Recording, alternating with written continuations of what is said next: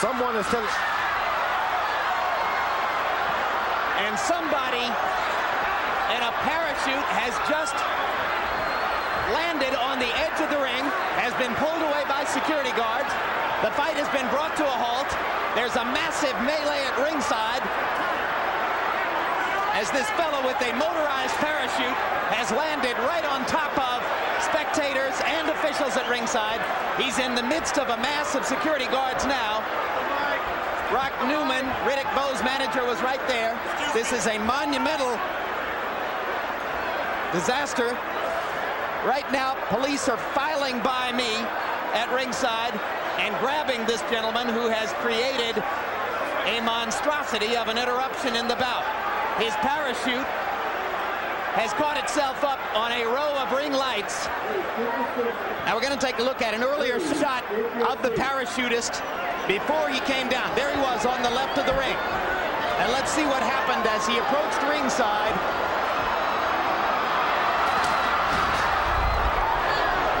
There it is.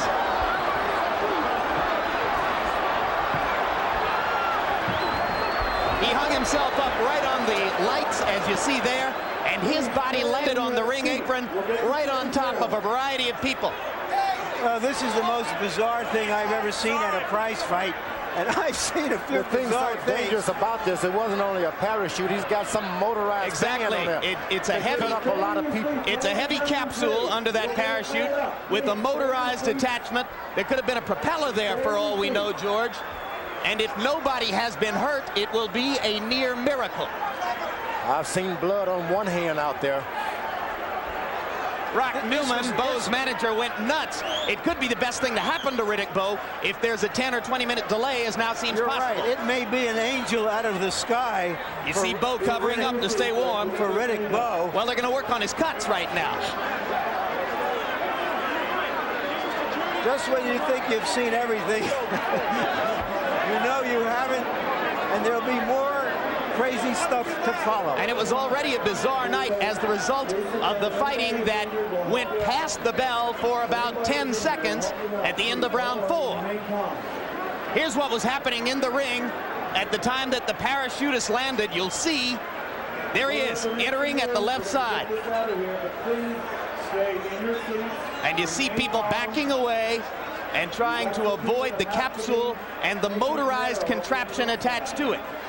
Here's a look at him much, much earlier this evening from our blimp coverage. As this took place, we're told that our blimp cameraman tried to alert us to the possibility that this was going to happen. That's why he was zooming in and out, as you can see here. And there it is. He targeted the ring and came right down. Well, this guy is going to wind up in the Slammer in Vegas tonight, and with doggone good reason. What charges, I wonder? What charges? Yeah. Doing an outrageous thing to get some publicity for himself. Oh, okay. Lighting company turning off lights now to try to prevent the possibility of fire. If Evander Holyfield is thinking about this at all, he has to rue the fact that it happened at a time when he was in such good position in the fight, or so it seemed. And here's another look, guys. We're going to see it one more time. This was incredibly dangerous. I've got to say that it's put a jolt through us because he landed about 7 or 8 feet away from us on the ring apron.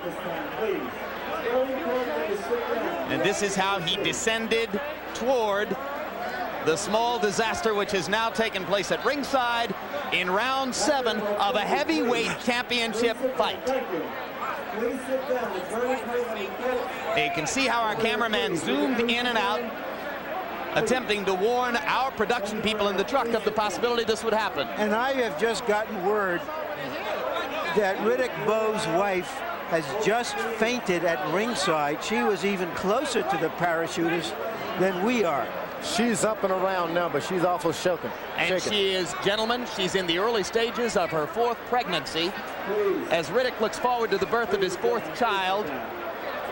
And we only hope that Judy will be okay.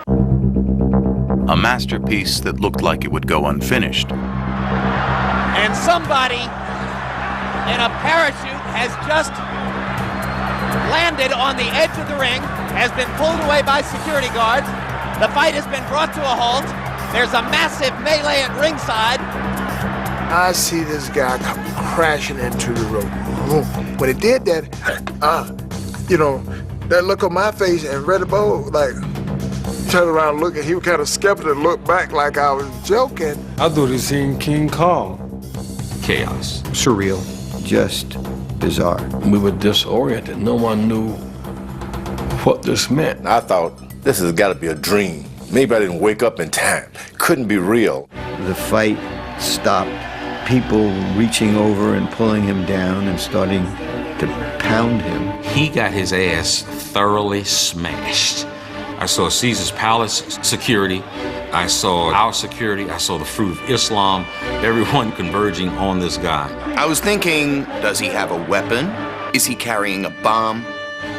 And people began to scream, and some people pulled out their guns. I grabbed Mrs. Bowe and we hit the floor because we figured that going to be shooting would be in our direction. My first thought was it was an attempt on either Farrakhan or Jesse Jackson's life. Pandemonium broke out. This is a monumental disaster. Right now, police are filing by me at ringside and grabbing this gentleman who has created a monstrosity of an interruption in the bout. With FanMan finally removed, the question became, what next? I don't know what we would have done if they would have refused to fight anymore. I knew that Bowe's wife was taken on a stretcher that night. Now you have just gotten word that Riddick Bowe's wife has just fainted at ringside. Gentlemen, she's in the early stages of her 4th pregnancy. She's fainted with excitement and maybe even fear. We had to take her out. I thought about it for a long time, standing there, if I should go with her, if I should stay here. To the extent that we could have some coherent discussion, it really focused on him feeling a need to get out of the ring and go be with his pregnant wife versus whether or not he should stay there and fight and try to defend his title. I never wanted people to say that Riddick Bowe was a quitter. He could have continued to fight, but he got out the ring or whatever the case may be, so I didn't want to open that door.